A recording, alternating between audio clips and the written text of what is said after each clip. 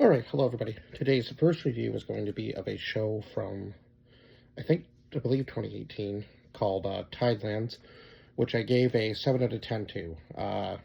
This was kind of, yeah, I guess it's kind of like a mid-tier ranking for me. Not my favorite show.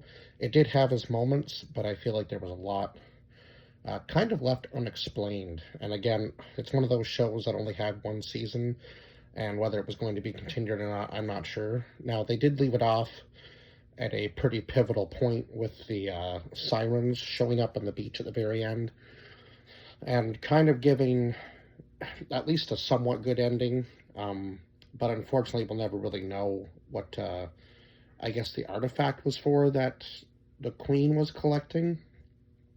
Now, my speculation is it was to call upon the sirens and maybe be able to rule over them somehow as well. There's some things left untouched in this show for sure. But it definitely had its twists and turns, like who was going to kill who was going to double cross who. It was an Australian show, so it seems to be a theme with the Australian shows that it's just like all criminal activity. Although I do know that if history is correct, there they kind of just dumped all the criminals there anyway. So I guess I guess Australia is kind of going to have a criminal background regardless of where you are, like crooked cops and so on and so forth. So there was definitely a lot of stuff happening in this show. And then, of course, we had like the Tidelanders and the regular people. And now the Tidelanders, they didn't really explain whether they were also sirens as well, or whether they just kind of carried on some of the powers of their ancestors. It was kind of weird because they seemed to have like superhuman strength, but they could also die at the same time, so they weren't necessarily immortal, and they kind of had to keep their, I guess, identity a secret to the rest of the world. And of course, that's what was going on until other people get involved, and then everything kind of, spirals out of complete control. So we had Charlotte Best, who was playing Cal McTeer, who was sent to prison for, what was it, setting a fire, and I guess she had been framed for killing somebody. Now, I believe the somebody that she killed was a cop, so you're going to serve time in prison for that. And I guess she was 14 at the time that she was tried, so she would have been tried as an adult if she was sent to prison right away, which is crazy to think about. But I guess her mother kind of coerced her into this whole thing, and it kind of shows throughout the show that her mother really doesn't care whether she lives or dies, or about anybody but herself.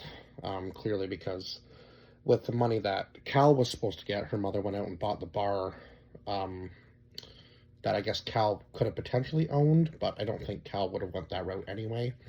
And then Cal finding out that she's a Tidelander, and her father, or I guess the man that technically found her, protecting her entire life, telling her that yes, she was different, but maybe one day she'd learn to live, or discovered that was kind of an important thing, right? So we had Marco Pagosi as Dylan, who was he was also a cop too. Oh no, Dylan was the one that was Dylan was a Tidelander, right? And then we had Aaron Jakubenko as Augie McTeer, who played her brother. Although they weren't really related siblings, of course, as we find out through the show, but at least they still had that bond together. And of course, Augie was always seemed to be putting himself in danger and trying to protect Cal. And then it ended up being that Cal was the one protecting him near the end of the show, so it was kind of like a total role reversal there, of course. But I mean, they were always kind of really the only ones that each other could trust in the show for sure. Then we had Matthias Inwood as Corey Welch, and Corey was the one that was the cop. That's right. And then Dilip Sandhi as Kamar Cloutier, and he was kind of like, and then Caroline Brazier as Rosa. We'll just go over the whole list. Elsa Padke as Adelaide Colbert, Colbert. I think I'm pronouncing that right. Anyway, forgive me if I'm butchering some of these names, but so yeah, Kamar was kind of, or sorry, Lamar was kind of Adelai's like second-hand man, I guess, and of course she was trying to say that she was protecting her people and spending all this money on this artifact, and nobody really knew what she was spending the money on or why she was spending the money. But she said they would all find out, right? She was trying to keep all these secrets. Then we had Richard Davies as Colton Ractor, who was supposed to be Augie's best friend, but almost betrays him because the rest of the crew was kind of starting to lose faith in Augie, but that's because this other guy comes in and tries to take over the business that they were running for so long. And of course, I never trusted this guy right from the beginning. I was like, he's going to have his own selfish reasons for being there, and he seems to want Augie dead, like right off the hop. And of course, Augie gets, I don't know how many different assassination attempts against him, which was kind of crazy, seeing as most of these guys were his friends, and it seemed like he should be able to trust them, but he couldn't even trust his best friend in the end because his best friend almost got him killed. So, and then he had like a change of heart right before Augie was about to be assassinated and told him to run, and I guess in the end kind of took Augie's place because he ends up getting killed for getting one of the Tidelanders pregnant, and I guess that was against their wishes, was to carry on their lineage, which didn't make much sense to me as to why you wouldn't want to carry on. I guess maybe because she had procreated with a human, and maybe they just wanted it to be, they didn't want it like a half and half baby. I'm not really sure where her logic was in that, but she ends up killing Colton anyway for trying to make some sort of example. But by this point, I would say that Adelaide was completely off of her rocker by that point. And then we had Peter O'Brien playing Bill Sentle, who was also part of the Tidelanders, but he had been, I guess it was basically death or exile, so he chose to exile himself. And I guess the more you're out of the water, the more you age,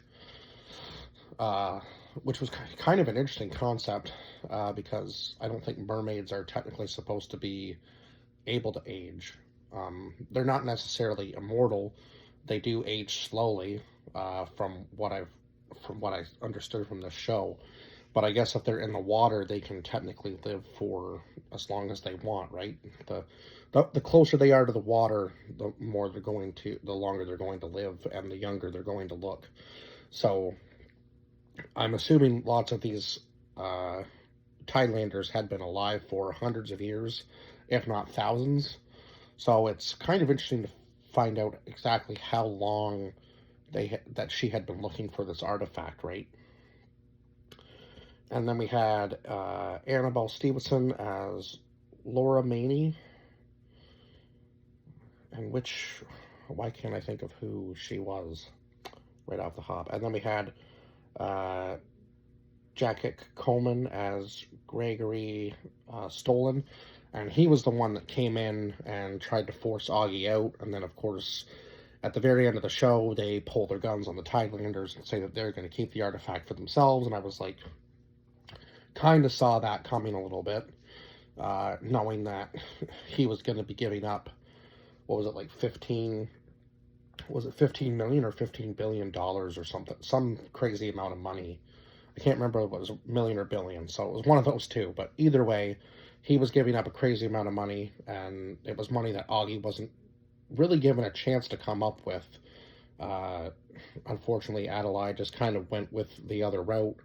And of course, Augie had been keeping, the Tidelanders a secret, even though he was doing business with them. He kept them kind of like off the radar, so on and so forth. So, yeah, they had a pretty good business deal, and I think she screwed up in, not letting Augie have the time to come up with the money, because he eventually would have, right? But then, of course, this other guy moves in, and instead of teaming up to take him out, she takes the easy route, or what she thought was going to be the faster route, to the money to get the rest of this artifact, and it ended up backfiring on her.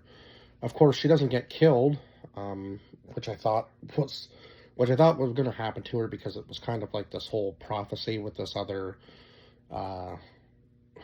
this other Tidelander that had been aging, and she had been bleeding her to show her these show her into the future, and it just kept kind of showing her the same thing, that she was dying. And of course, she thought it was going to be Cal that killed her, but it was actually one of the Tidelander kids. Or I don't know whether the kids were Tidelanders or not, or whether they. Yeah, I guess because the one kid kept drawing pictures of Cal and the one siren that she kept calling her mother, and of course, Adelaide was trying to be the mother to all of these people. And at first, it seemed like she was trying to do maybe the right thing by her people, but eventually, it just became like she was living for herself, and she didn't really care about anybody else. She cared more for herself and this artifact that she was trying to put together than anything else. So it just kind of goes to show you that even though these people felt a connection to her, they were starting to lose trust and faith in who she really was. And of course, once all this stuff started to come out about her, that she was, especially I think the whole sacrifice thing for the sirens, and then only one showed up, and the fact that she was keeping somebody else prisoner really showed that she was just out for her own selfish gain, which was unfortunate. So I guess the place that the Tidelanders lived on was called Lataunt, or at least that's what it sounded like they were calling it to me. Don't quote me on that, because I could be mispronouncing that as well. It could have been Laton as well. And then Ophelian Bay was where most of the other people lived, and they did show a little bit of the history of the sirens, I guess, like how the people believed that the sirens had destroyed their lives for so many years, and it dated back like all the way to like 1870, and I'm sure it went even before that. So it was cool to see at least they showed some history in one of the episodes to kind of show you that, this had been going on for quite some time. It was almost like a long, ongoing war between the Tidelanders and the humans. And of course, they, I guess, kind of learned to live with one another, but at the same time, they were also trying to take each other out underhandedly. So that was kind of crazy. And oh yeah, I just remember who Laura was. Laura was Augie's girlfriend, and unfortunately, she ended up getting caught in the middle of everything too, and not betraying Augie, but I guess they kind of figured that eventually Augie would show up at her place, so she was like screaming at him like, I'm sorry for what's about to happen, and then he gets, bludgeoned over the head, and then that's when the whole scene takes place with the stolen guy, and then he gets called into the water by the sirens and dies. And I think, did Augie die in the end? I can't remember. I'm trying to remember if Augie died in the end or he lived. I know I believe she does save the kid. But of course I knew that Adelaide wasn't going to save Augie. Like, why would she care? She just cared about, saving the artifact at that point. Or what she could have been anyway. And she even kills Dylan at the end of the show, which I found crazy, because he was, even after everything that she had done right in front of his face, he was still willing to save her life, and she kills him for no reason, really, at the end of the show. I guess maybe she thought because he was just going to keep questioning her that eventually he would try to overthrow her too, which is just absolutely nuts, because he kept coming back no matter what. Even as much as he was with Cal, he was with her at the same time. So kind of crazy. But yeah, 7 out of 10 for the show. It wasn't like the greatest. There were some things definitely that I feel like could have been explained a little bit better. Other than that,